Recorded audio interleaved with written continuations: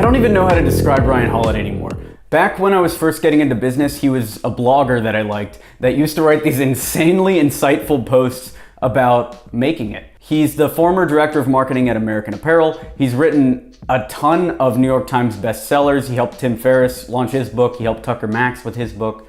And he's a great author himself. In today's video, I want to run through what I think is his best book so far. It is called Perennial Seller, and it's all about how to create a book or a movie or a piece of music that stands the test of time. His definition of a perennial seller is something that keeps selling for 10, 20, 30, 40, 50 years after its conception.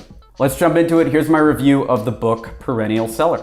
The first quote here is, "A willingness to trade off something, time, comfort, easy money, recognition, lies at the heart of every great work." This is huge, especially the part about easy money or recognition. Holiday's saying that in order to create a great piece of art, the artist has to avoid going for things that are just going to be good for the current audience. So for instance, if I was going to write a business book, which I do have something in the works right now, rather than go for easy money, I'm going to focus more on how do I create a piece of art that works even if email goes away? What points can I hit where it tells a story good enough that maybe the book doesn't sell immediately on release date, but as my career progresses, it becomes more and more valuable? There's another quote that I like. "Art is the kind of marathon where you cross the finish line and instead of getting a medal placed around your neck, the volunteers roughly grab you by the shoulders and walk you over to the starting line of another marathon." What Holiday's talking about here is that art in itself isn't the end goal. If you create a book that's good enough to be in the echelons of great works, people are going to want more and more from you. It's actually the beginning of an art career. And the next quote, "The idea of watering things down for a mainstream audience, I don't think it applies. People want things that are really passionate. Often the best things are not for everybody." This is gold because a lot of what people do when they sit down to write a business book or make a movie is thinking about what's going to sell, what's going to hit in the marketplace. When instead the goal should be, what story am I very passionate about telling and what is the most passionate way I can tell that story? And if I make that as real as possible, then it has a chance of becoming a perennial seller. That's the same thing in business. If you're going after all the customers in the world, you're gonna get a lot fewer customers than if you had chosen one specific type of person and went after them. Next quote, "Not every convention is worth questioning, and usually questioning too many at the same time is confusing and overwhelming to the consumer."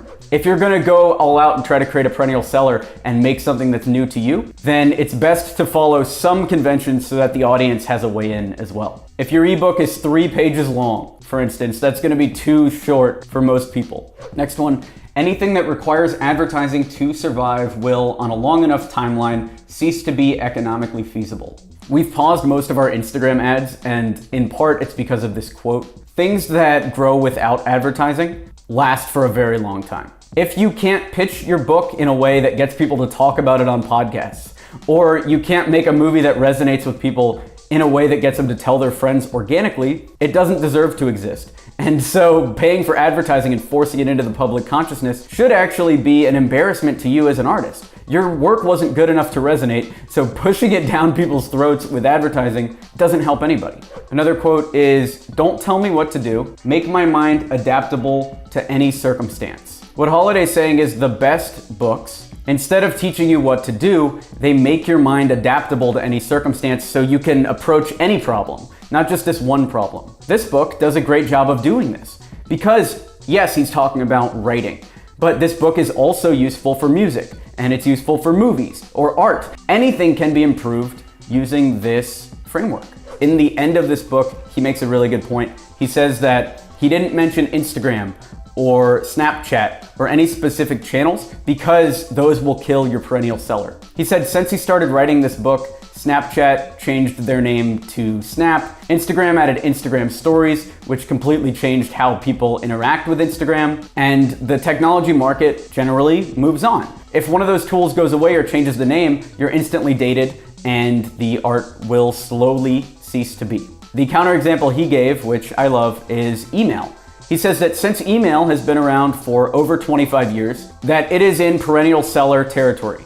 So you can reference old technology like that, email, phones, and you'll have a higher chance of staying relevant. If you want the exact contract we use on call number 1 to get new clients, that's down in the description below. If you want to help the YouTube channel, I would love if you would think of someone who would get value from this specific video and email it to them. If you run any sort of B2B service company, you're selling to other businesses and you want more enterprise leads, check out experiment27.com. And if you have a business book and want to turn it into a documentary, check out loreliapictures.com. I'm Alex Berman. Thanks.